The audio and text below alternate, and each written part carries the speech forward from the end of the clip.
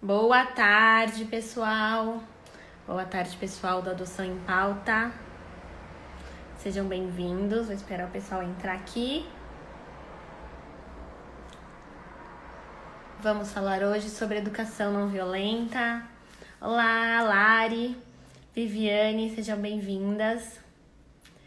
Olá, Ale Sacha, seja bem-vinda. Hoje a gente vai falar sobre malcriação, mau comportamento, adoção e educação não violenta. Vou colocar o nosso tema aqui. Malcriação, adoção. Boa tarde, pessoal.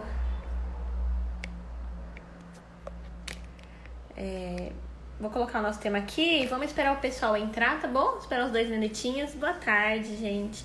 Tiago, boa tarde. Érica, sejam bem-vindos. Adoção.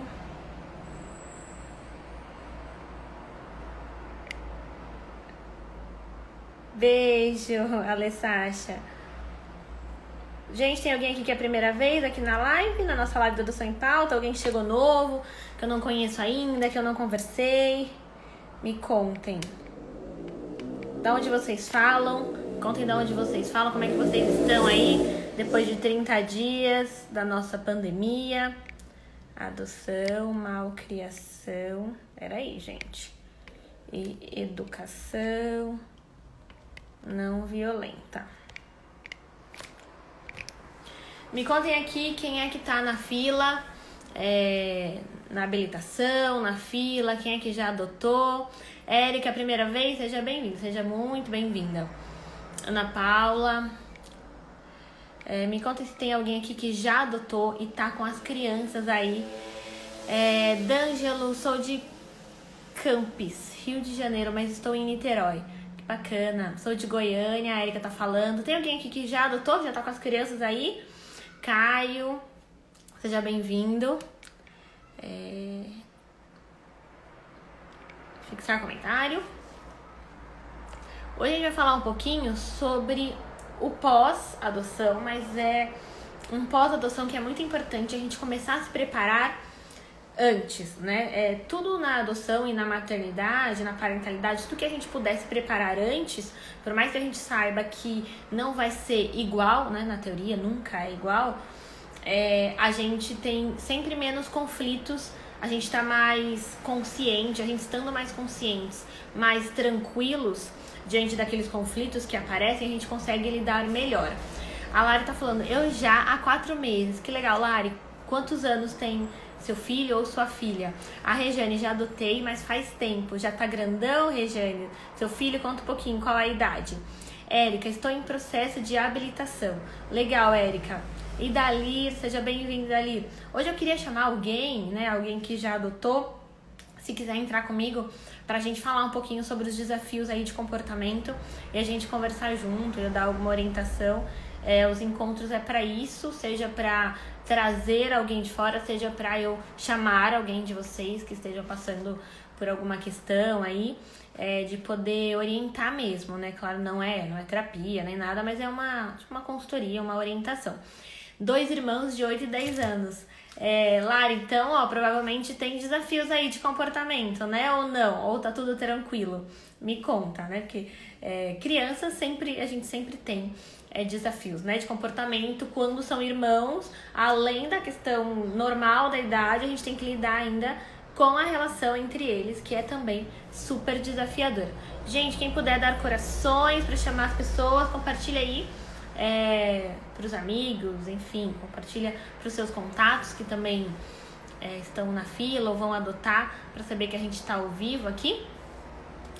Então eu separei alguns tópicos para a gente falar hoje sobre este assunto que é tão amplo, né? Assim, é muito, muito amplo, então eu tenho que fazer alguns recortes, né, do que falar dentro da educação positiva, pensando na adoção. A gente pode conversar, assim, ter muitos, mas muitos encontros sobre isso que não tem fim, basicamente.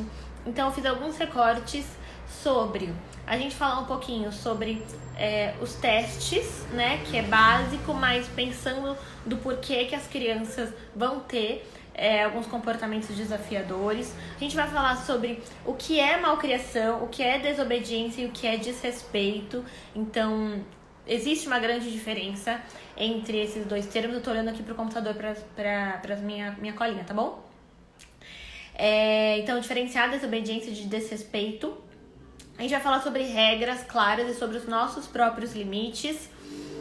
A gente vai falar sobre congruência da parentalidade, né? Do que a gente é e do que a gente pratica e do que a gente quer para os nossos filhos. A gente vai falar um pouquinho da filosofia da educação não violenta e sobre o que é, né, a educação não violenta. Porque quando a gente fala educação positiva, disciplina positiva, educação não violenta, parece algo muito romântico de não posso brigar, não posso dar limites, não posso dar bronca, enfim. Existem muitas fantasias aí envolvidas. Preciso deixar meu filho fazer o que ele quiser, e não é bem assim. Então eu queria passar um pouquinho para vocês desses conceitos.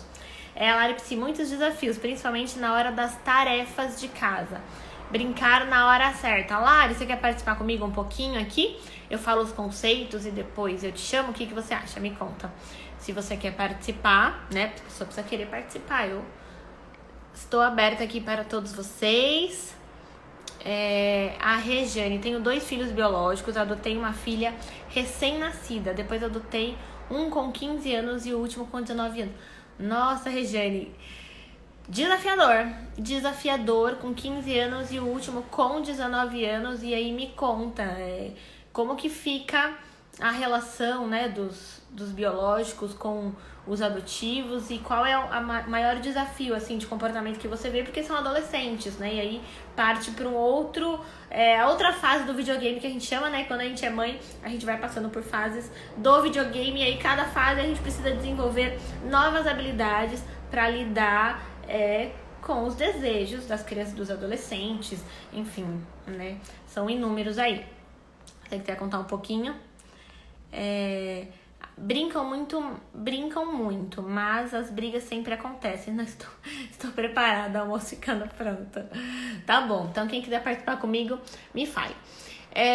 Então, gente, quando a gente pensa em adoção, né, e educação não violenta, não é educação propriamente, né, no âmbito geral, a gente precisa entender quais são as necessidades dos seres humanos, né?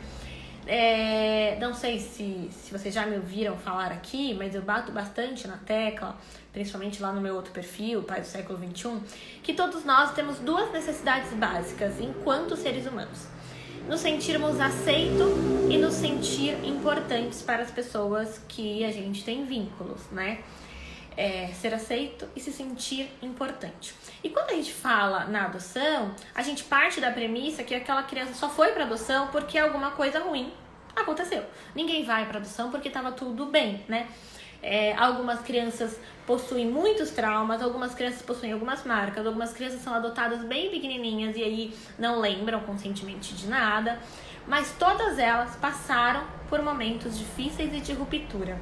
E isso, no nosso inconsciente, acaba cravando, né, algumas marcas ali, deixando algumas marcas de normalmente ser: em algum momento eu me senti abandonado, em algum momento eu me senti rejeitado, em algum momento eu não me senti importante.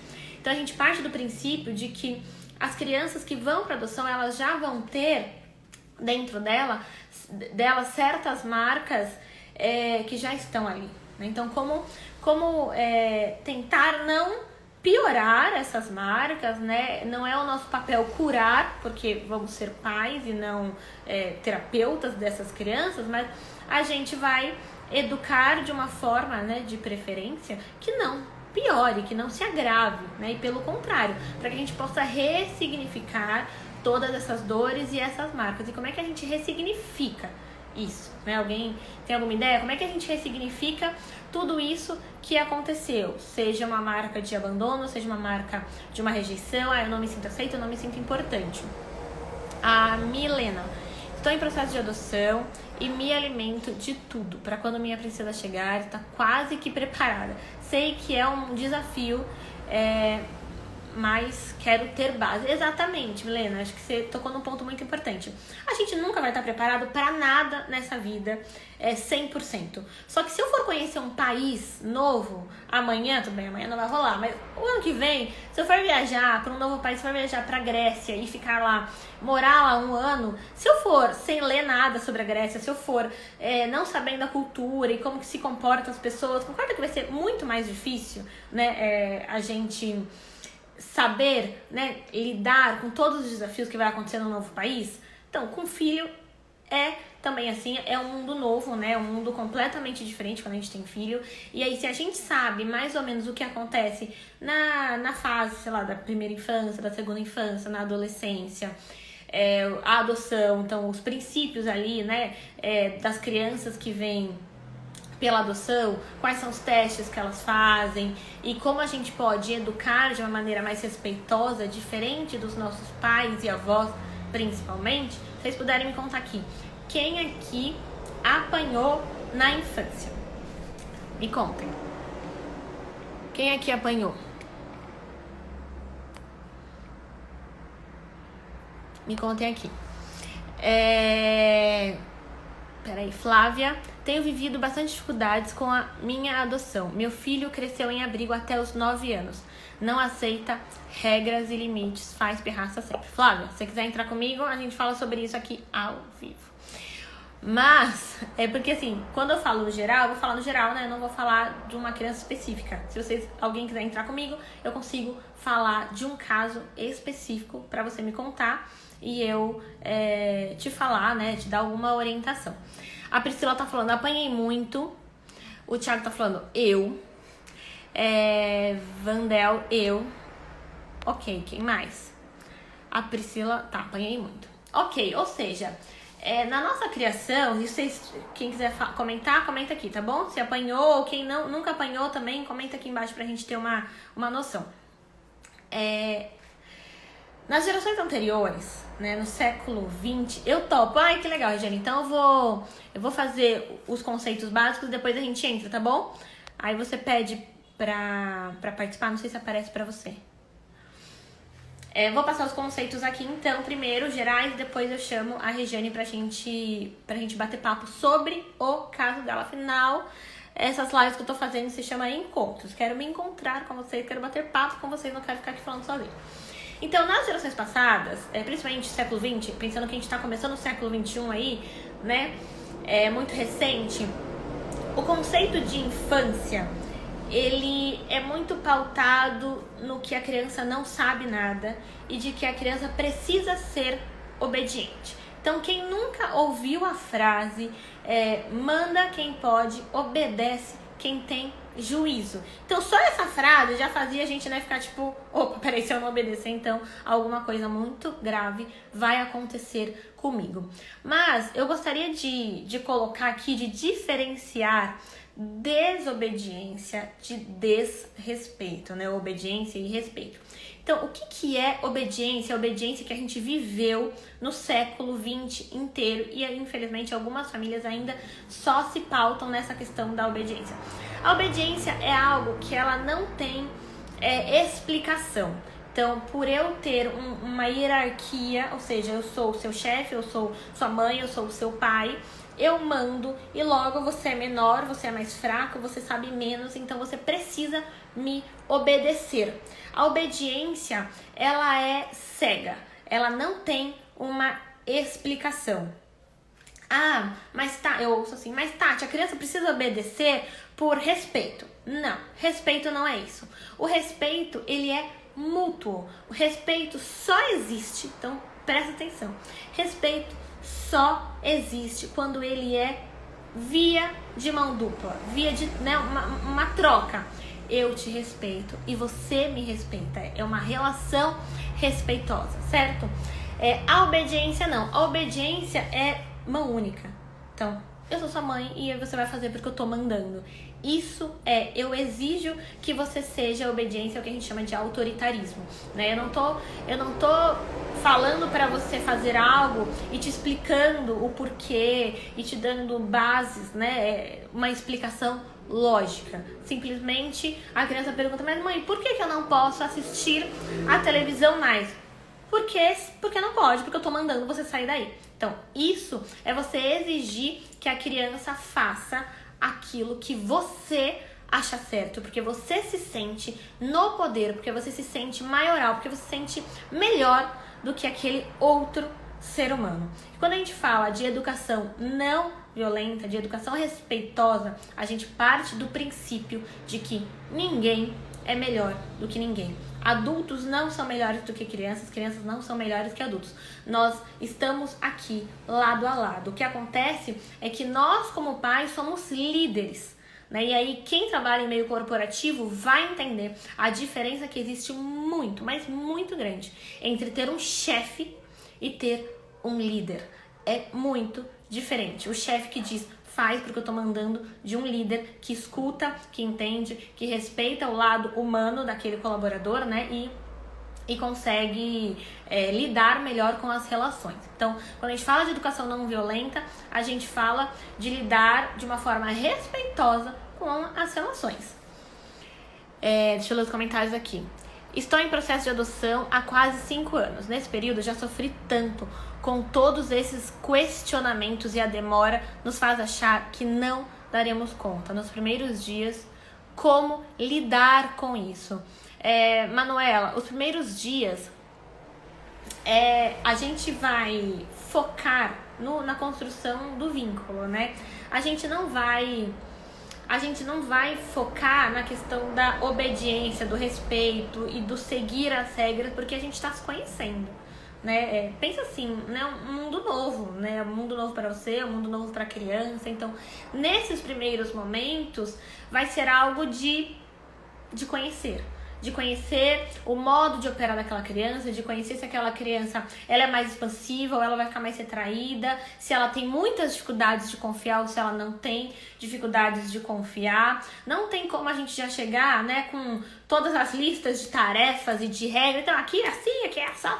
Você, né, a criança vai surtar porque ela veio de um ambiente completamente diferente, com uma rotina completamente diferente. Então, tanto é que se orienta que, de princípio, a rotina que existe no abrigo, que ela não saia muito. E aí você vai alterando aos pouquinhos a rotina da criança. E conforme esse vínculo vai sendo construído, essa confiança vai sendo construída, você vai colocando também os limites da sua casa. Por que eu falo os limites da sua casa?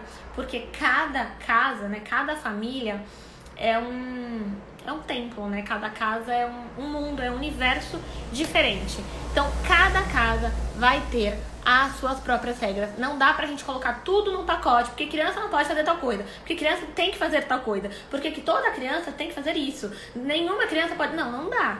Cada família é um mundo diferente. Então, se em algumas famílias falar palavrão é horrível, né? Tipo, não, aqui a gente não fala palavrão.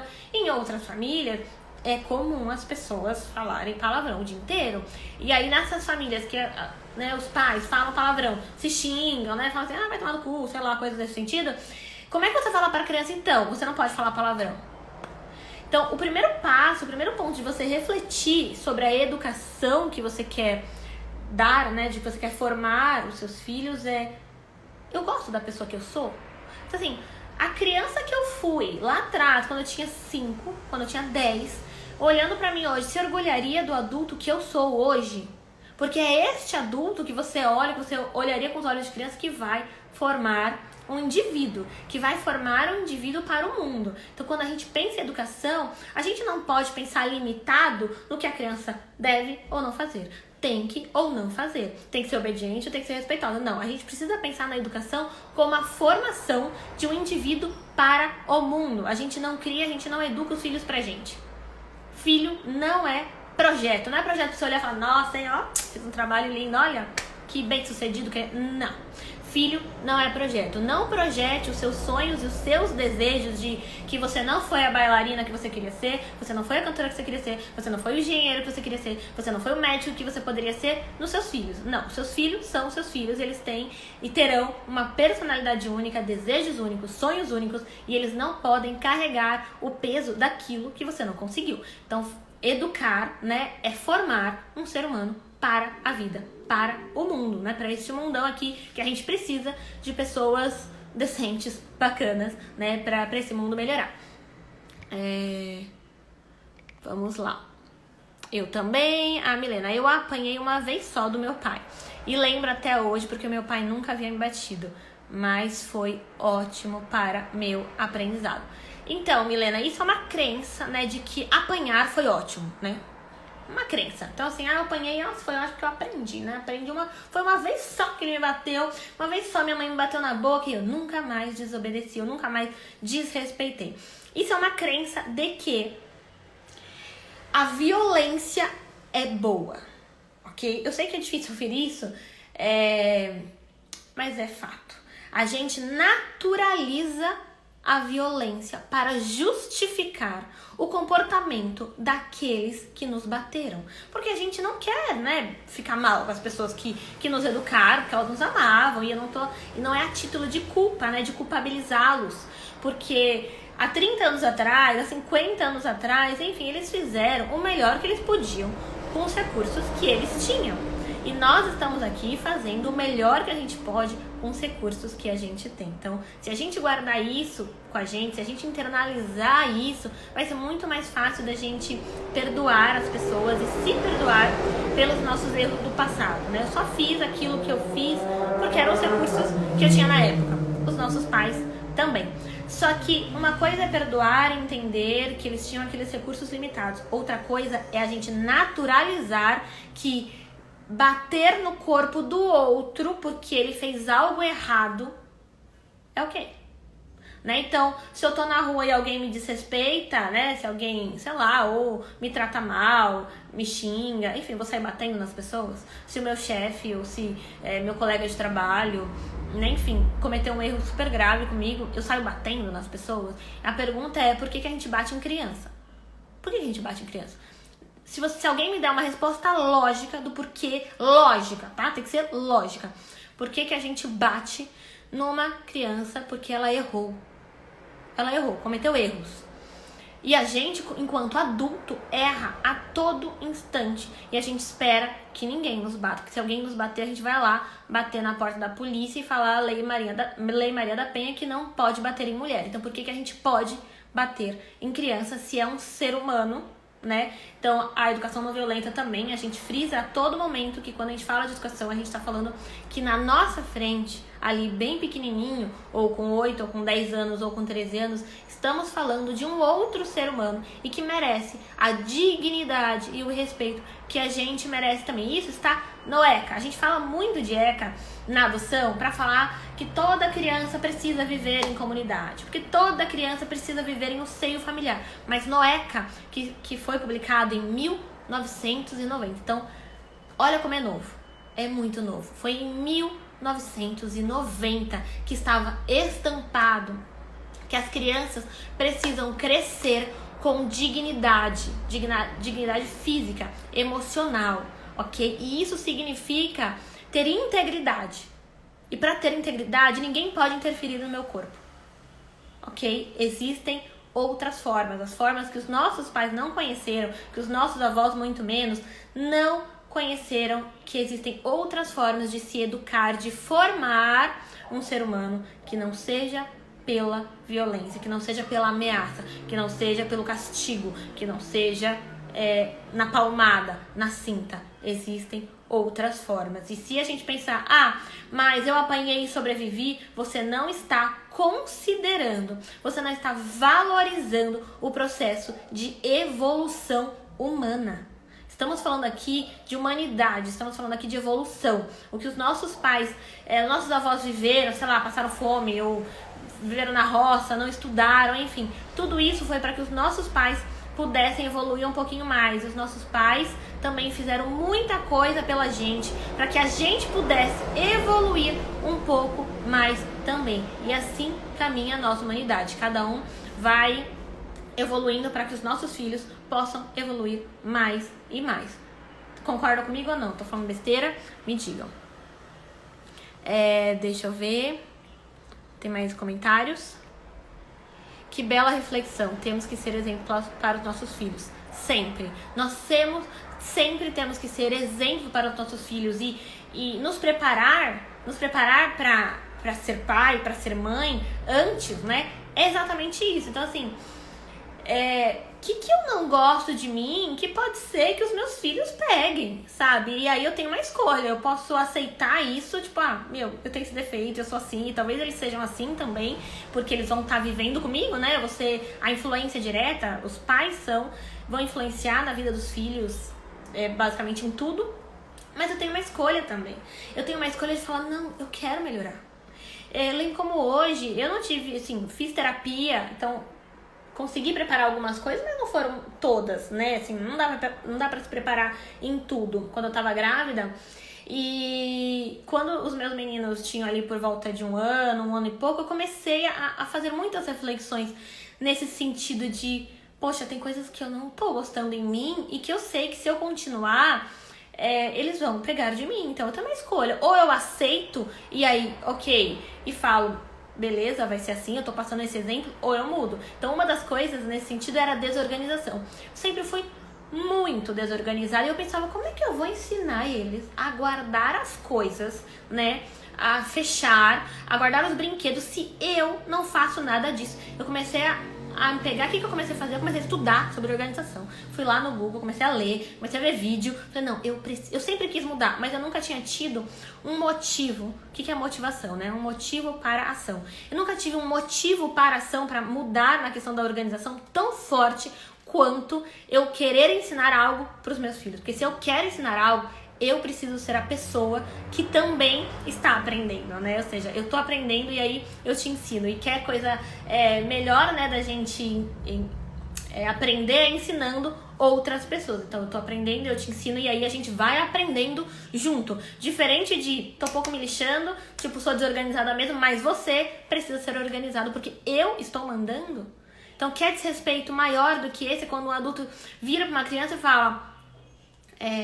faça o que eu digo, não faça o que eu faço, né? Ou seja, eu tô pouco me lixando pra você, porque você sente, porque você pensa, eu quero que você faça o meu desejo. Então, quando a gente fala de educar com respeito, a gente parte de um princípio de que precisa existir um equilíbrio. Precisa existir um equilíbrio entre o que eu desejo, do que eu preciso, do que a criança deseja e do que a criança precisa. Se for uma relação em que só vale os meus desejos e as minhas necessidades, ela vai ser autoritária. Se for uma relação em que só importa o que a criança deseja, o que a criança precisa, vai ser uma relação permissiva. Então eu vou ser permissiva e a criança vai chorar e eu vou me descabelar. Ai meu Deus, não, toma aqui porque você não pode chorar. Não, tudo bem, pode fazer, não tem problema. Entende? Então, é sempre buscar esse equilíbrio. É fácil? Claro que não. Nenhuma relação é fácil. Se a gente quiser ter filhos pra ser fácil, não, vamos fazer outra coisa. Vamos ganhar dinheiro, viver um ano sabático e viajar aí pelo mundo, porque ter filhos não vai ser moleza, né? Não é. Ok? Se não se aceita bater em idoso, mulher... Boa, Denisa Santana? Denis Santana, acho que é isso, não sei. Se não se aceita bater em idoso, mulher, porque tudo isso é um absurdo, mas é honroso bater em criança. Perfeito. Ou seja, a gente seleciona, né? A gente seleciona quem pode apanhar e quem não pode. Então, mulher não pode mais apanhar, né? Porque vamos pensar em alguns séculos, isso era natural, né? Se você pensar no patriarcado, se você pensar no machismo, enfim, né? O marido bater lá, ninguém ia saber de nada, tava tudo ok, tava tudo naturalizado. Hoje em dia, né, não é mais naturalizado. E inclusive nessa quarentena eu vejo muitos posts, né? Porque a violência contra mulheres está aumentando. Eu fico pensando, tá, e quem compartilha que a violência contra as crianças também está aumentando. Com certeza está aumentando a violência física e a violência sexual, né? Então, sempre a criança foi tratada como menos, como ela merecesse menos. Isso é, no mínimo, um absurdo, ok? Milena, verdade, nunca havia pensado dessa forma. Nossa, alavancou minha mente. Que bom, Milena, estamos só, no começo. Isso aqui é só o princípio, né, desses conceitos todos. Sou assim também. A Isa, tenho medo de não ser reconhecida como mãe. Isso pode acontecer? Isa, reconhecimento como mãe. Então, como é que a gente reconhece o outro como mãe? Então, a gente pode começar a pensar como que a gente reconhece o outro como mãe.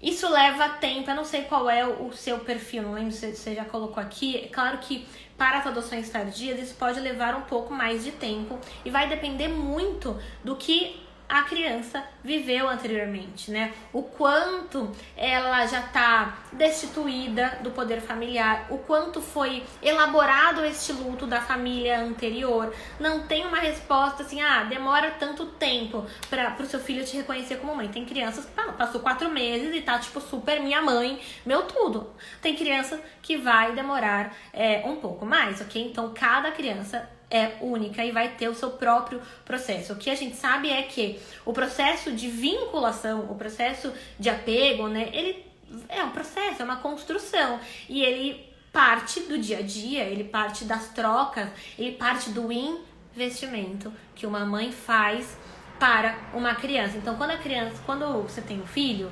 biologicamente, ele é um bebezinho, ele não interage, né, muito com a gente. Então ele vai lá, chora, mama e tal. E o que você faz? Você investe. Você investe toda a sua energia e tudo no seu mundo vira aquele bebê. Então você dá de mamar, e aí você olha, aí você mima, e aí você dá remédio, aí você se preocupa, e nananã. E aquele investimento, uma hora, vai virar uma troca. Aí a criança começa a dar um sorrisinho, né? Aí você vai, meu Deus, teu primeiro sorriso pra mim não foi um reflexo. E daqui a pouco começa a balbuciar, e aí você balbucia, aí você tem a troca e tal. Na adoção, mesmo que tardia, é isso. A questão é a resiliência que a gente precisa ter para que a gente faça investimento todos os dias, só que o retorno não pode não vir automaticamente. Então você vai investir, a criança tá lá falando o quê? Você não é minha mãe, não gosto de você, não gosto da sua comida, preferia a comida do abrigo, né? Queria voltar para os meus pais biológicos, ou sei lá o que a criança vai falar, mas se ela falar isso, ela simplesmente está num processo ainda, muitas vezes de negação, muitas vezes de eu não confio em você, porque se eu confiei nos adultos lá atrás e eles lascaram com a minha vida, por que eu vou ter que confiar em você, né? Por quê? Por que eu vou confiar em você? Me dê provas, né, que eu posso confiar em você e me entregar assim o meu coração e a minha alma, e você não vai me machucar, você não vai me devolver, você não vai me abandonar, me rejeitar. Então todas essas necessidades que a gente falou de se sentir amado, se sentir importante, quando a gente pensa numa criança que vai vir, né, pela adoção, ou que veio pela adoção, essa construção ela é um pouco mais difícil, ok? A gente precisa ter mais resiliência, mais paciência, e aí ter firmeza, ter essa convicção de que uma hora este retorno e este reconhecimento vai vir. Mas ele não vai vir, talvez, no tempo que você deseja. Você precisa investir, esperar, ser resiliente, né, e amar com todo o seu coração e esperar que esse retorno vai vir. Como lidar quando o filho tem comportamento agressivo a ponto de levantar a mão para bater na mãe? Itana. Regiane, você tá aqui ainda? Pra eu te chamar, vou te chamar daqui a pouquinho. Eu já vou responder. 1h33. Então, quantos anos, né? Itana, vai depender muito da idade, mas a agressividade, então quando a gente fala de educar de uma maneira respeitosa, né, e que não é pela via da obediência cega, pelo respeito, a gente vai internalizando que eu preciso respeitar você e que você precisa me respeitar. E aí, o que é respeito pra gente? Então, o que você faz, né? Se a gente estiver na relação, então, o que você faz que me desrespeita? Se você me bater, eu considero muito desrespeito, né? Se qualquer pessoa me bater, eu considero o ápice maior do desrespeito. E aqui eu vou falar casos da minha vida para vocês, né, entenderem, acho que com prática fica mais claro de entender. Todas as vezes que teve situações como essa aqui em casa, eu sempre deixo claro que eu não aceito. Eu não aceito ninguém me batendo. Eu, Tatiane, eu nunca apanhei, né? Assim, minha mãe me deu umas chineladas, mas meu pai nunca encostou o dedo em mim e estou aqui, firme e forte, não sou nenhuma delinquente, como vocês podem ver. Prova de que bater ou não bater não significa nada, não determina nada. Uma criança apanhou, então, nossa, ela vai aprender, ó, vai ser bem educadinha, ou ela não apanhou, vai ser mimadinha. Não, isso não tem a ver.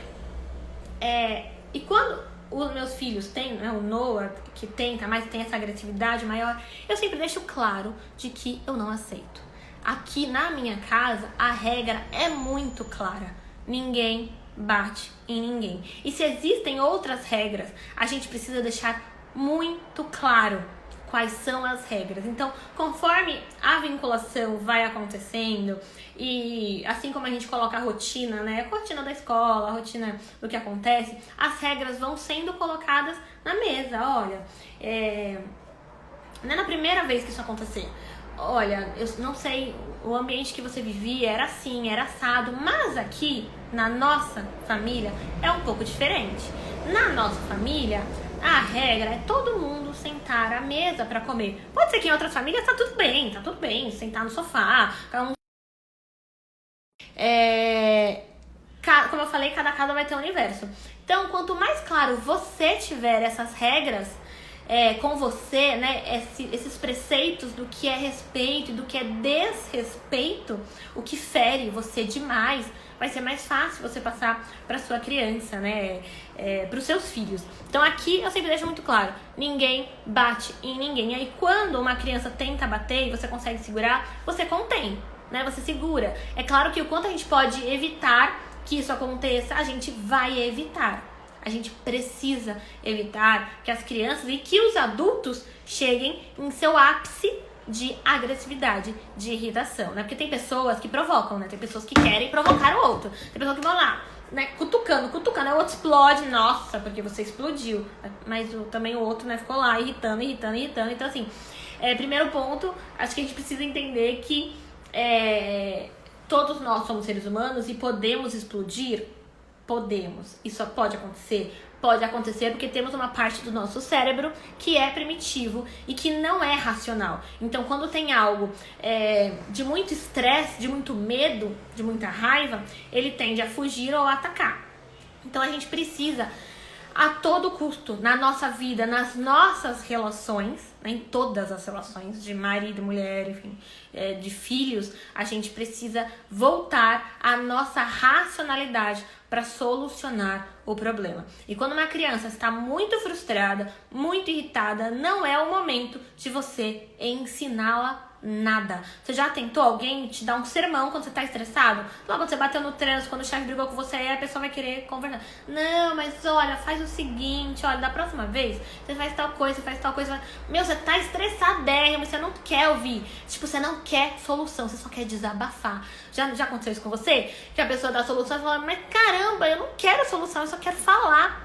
Então, com os nossos filhos também. Às vezes eles estão tão frustrados, que não é o momento de você ensinar nada, é o momento de você escutar, assim como você gostaria de ser escutado. E aí sim, depois, vocês pensarem em consequências, né? Consequências naturais, consequências lógicas.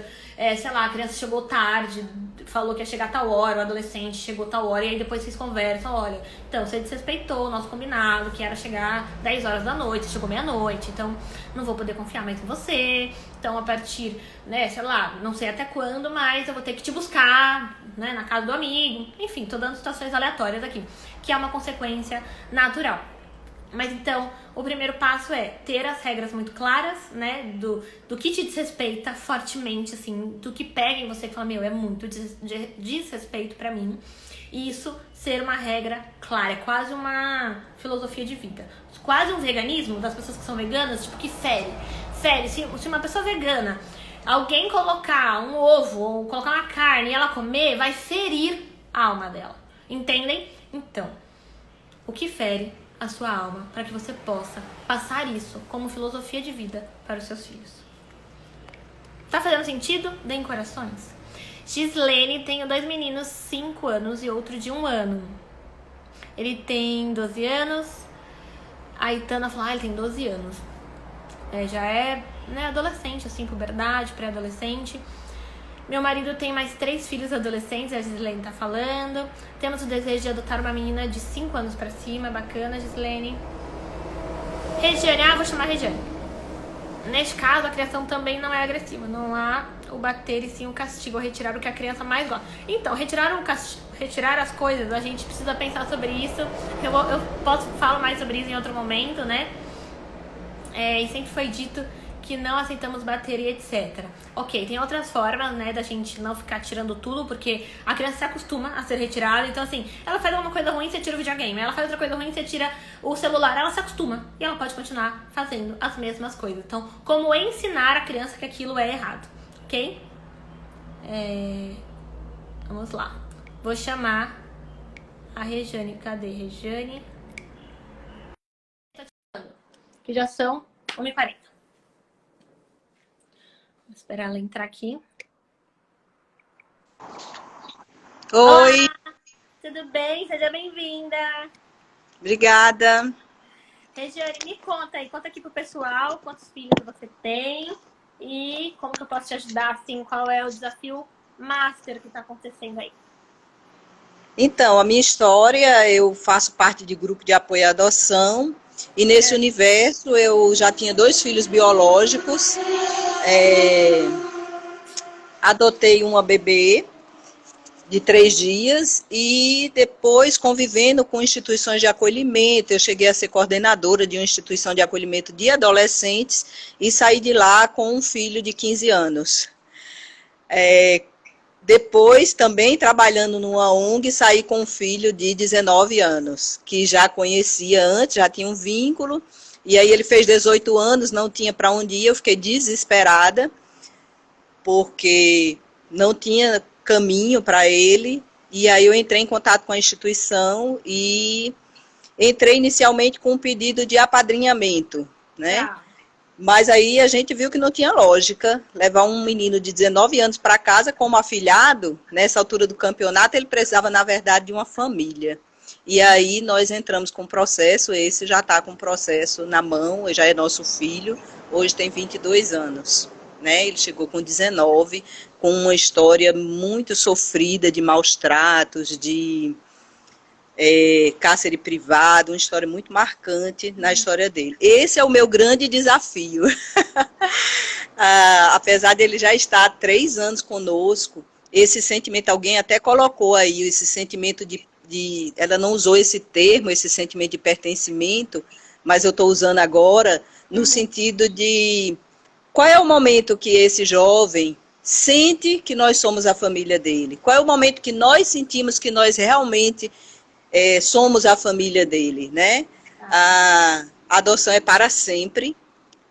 A gente tem isso na nossa cabeça, compreendemos muito bem isso e sabemos dos enormes desafios que é um filho já grande, né? E aí você perguntou lá atrás, como é que os filhos biológicos lidam com isso, né? Enfim, na sua live eu fiz algumas pinceladas, mas diga aí como é que você quer nortear a nossa conversa. Bom, primeiro eu queria falar, assim, da questão do como é que a gente sabe, né, que a criança nos aceita como família. Não tem uma resposta, né, certa, né, Regiane? Porque, como você viu, é muito diferente adotar um bebê de adotar um adolescente, um jovem rapaz de 19 anos. As feridas que ele tem são muito enraizadas, né? E esse processo de cura é um processo dele. Ele vai ter que fazer, né? É muita terapia, né? É muita na vida dele para que ele possa perdoar quem fez mal para ele, se ele quiser perdoar, ressignificar todas essas dores, abrir espaço para uma nova família. Mas não tem como a gente obrigar. Então, quando a gente adota um jovem, a gente tem que ter essa mentalidade de que eu vou fazer um investimento, mas eu não sei o que vai acontecer. Eu não sei se esse jovem vai me aceitar como família, se ele vai ter abertura, se ele vai conseguir ter abertura. Eu já vi casos assim, de de famílias que adotam um adolescente, e tava tudo bem, de repente o adolescente fala, olha, eu quero ir embora, tá bom aqui, mas eu não quero ficar. Eu quero ir pra casa do namorado, eu quero voltar pra briga e ficar lá. Enfim, e aí? Não existe abertura para este novo espaço, e como é que vai obrigar alguém a ter essa abertura? Não tem como. Você citou um exemplo interessante. Esse mesmo filho, ele entrou no exército porque a gente entendeu que ele entrando no exército, ele ia ter disciplina. E aí, naturalmente, a disciplina ia se envolver, ele ia conseguir se adaptar às nossas regras, principalmente aquela regra que nós temos em nosso lar, de, até hoje, como adultos, mesmo filho casado, de quando sair, ó, tô saindo, tô indo em tal lugar. Não como satisfação de ter que prestar conta, mas da gente saber por onde cada um anda, né? Então, eu tenho esse hábito, eu saio, então eu digo, ó, hoje eu vou atender, de lá eu vou para uma reunião e vou chegar tarde. Hoje eu vou dormir na casa dos meus pais, sei lá. Coisas simples. Que uma criança que viveu 11 anos numa instituição de acolhimento não tinha. Na hora que ele dizia eu quero tal coisa, a mãe social dizia, ele morava numa instituição de acolhimento na modalidade casa-lar. Né? Uma mãe social, uma tia social com no máximo 10 filhos, entre aspas, né? Então, ele tinha uma referência de uma mãe social que para ele era aquela referência. Então, eu tive primeiro que abrir mão para que ele pudesse, que eu acho que nem é abrir mão o termo, é ser respeitá-lo, no sentido de compreender a história dele e permitir contatos com essa mãe social, até ele passou, eu acho que 2 anos com esses contatos mais frequentes, e a gente tentando administrar isso, permitimos, porque a gente entende que não pode apagar, né, a história de uma pessoa. Sim, claro. Hoje ele já não necessita dessa presença, mas assim, nesse período de exército, ele conheceu uma menina no interior próximo, eu moro em Natal, Rio Grande do Norte, e ele conheceu essa menina no interior aqui perto e foi embora para lá. Ele entendeu que tinha que ir embora. Nesse período eu estava fazendo um tratamento de câncer, não podia nem tomar muita atitude, estava em plena quimioterapia, digo, meu Deus, né? Quis me desestabilizar. Aí qual é o caminho? Deu uma cortada aqui. E me mantive tranquila, e ele passou 1 ano lá, voltou agora há 6 meses, e nós estamos nos reaproximando, né? O processo dele deu tudo certo. No dia do processo, foi um chororô muito grande, né? No dia da audiência, porque uma audiência, como já era 19 anos, já foi uma audiência na vara de família, já não foi na vara da criança e do adolescente, né? Então, mas mesmo assim, foi um chororô muito grande, da juíza, do próprio advogado, da testemunha da instituição de acolhimento, né? Nossa, e uma coisa que nos chamou a atenção, ele disse, eu passei a noite treinando, porque ele pediu para mudar o nome, eu passei a noite treinando minha nova assinatura. Doutora, eu já posso assinar meu nome? Isso foi algo assim, muito lindo, mas é uma conquista diária, né? Ele já me chama de do pertencimento, né, Regiane? Que nos diz desta vontade dele, eu quero pertencer a essa família. Né? E seja, foi um processo também, né? Foi um processo para ele, tenho certeza que super dolorido, que passou pelas dores, lutos, enfim, rupturas dele, mas que naquela audiência ele sabia que ele queria ser pertencente ali, né, concretamente a essa família. E quando você fala dessa relação com o adolescente, né, com o jovem, ela é completamente diferente de uma criança, porque esse jovem tem mais autonomia, ele vai lá e sai, né? Enfim, não depende da gente, né, como uma criança. E o que o adolescente quer, assim, né? Não sei como que é isso aí pra você, mas o adolescente, ele quer ser ouvido, né? Ele quer ser validado. O que a gente faz com o adolescente? A gente, né, as pessoas zombam de adolescente, você não sabe nada, você é muito jovem pra saber dessas coisas da vida, que adolescente acha que sabe tudo, que adolescente isso aqui. Então, o adolescente, na verdade, ele quer ser ouvido. Ele quer, poxa, eu sei alguma coisa da vida, olha o tanto de experiência que eu tenho, alguma coisa nessa vida eu aprendi. Então, que a gente possa escutar antes de e colocar, não, isso aqui tá errado e é assim que funciona. Né? Antes da gente colocar o nosso lugar, a nossa regra, como que funciona, que a gente possa ouvir primeiro para depois, sei lá, estabelecer alguma coisa. É interessante nessa questão da educação não violenta, né? Ele foi no carnaval e esqueceu de voltar, né? Ele tinha que passar 2 dias na praia com a família da ex-namorada e passou uma semana. E quando voltou, ele disse para mim, eu sei que eu vou apanhar. E aí eu disse assim para ele, quantas vezes eu te bati? Aí ele disse, nunca. Aí eu disse, da onde você tirou que vai apanhar? Não, porque eu mereço.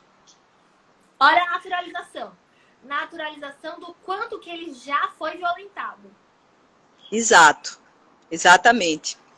E aí, quando ele voltou, eu estava realmente muito chateada, e como eu estava muito chateada, eu preferi não conversar com ele sobre o assunto nos primeiros dias. Então, eu passei uns 5 dias, chegava do trabalho, entrava no meu quarto, tomava banho, falava com a família e entrava no meu quarto, que eu estava tão chateada que eu entendi que se fosse conversar com ele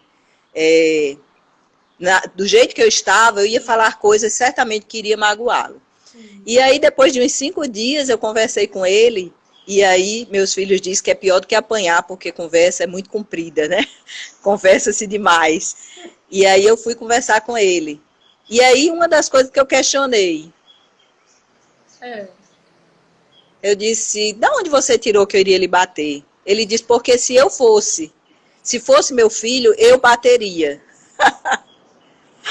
Aí eu disse, a gente precisa conversar sobre isso, porque você não pode bater nos seus filhos dessa forma, mesmo porque bater não é a solução, vamos conversar.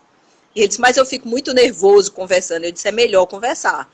E conversamos muito, 1 dia, 2 dias, 3 dias, sobre o assunto, até ele compreender que, porque ele, na cabeça dele, ele não tinha feito, ele sabia que tinha feito algo que não era legal, que agora ele tinha que prestar contas.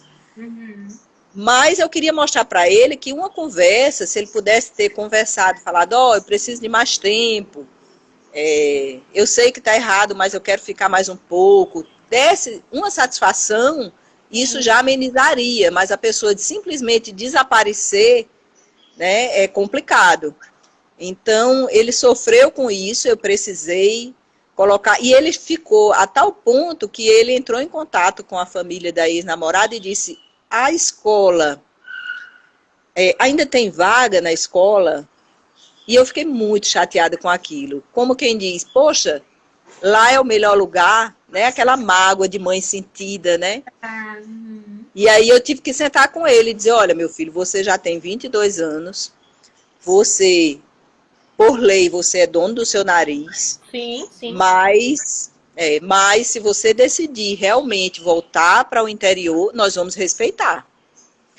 Mas nós desejamos que você fique conosco, que aprenda a conviver conosco, que a gente aprenda a ser uma família com você junto, que você se sinta parte da nossa família. E família é assim, é cobrança, a gente precisa lhe dar o rumo, precisa, mesmo você sendo adulta, a gente precisa lhe mostrar alguma dinâmica que você ainda não conhece. E assim estamos levando nesse aprendizado imenso. Regiane, deixa eu ler um comentário aqui, que eu queria comentar o comentário do Felipe, eu acho que é Felipe. A ladainha, ele tá falando dele, né? O Felipe tá falando, a ladainha é pior pra mim que a surra. Preferia 10 surras que uma conversa e a ressaca moral que tínhamos das conversas com maninha. Felipe... Meu filho. É seu filho? Ah, então, Felipe. Por que essas conversas são tão difíceis pra gente, né? Tem vários fatores. Tem pessoas que é muito difícil ter essas conversas porque é só o adulto que fala, né? Se é só o adulto que vai tascando realmente, nossa, me bate aqui e passa, acabou, né? Daqui a pouco vai passar. Diferente se a gente tem uma conversa de troca.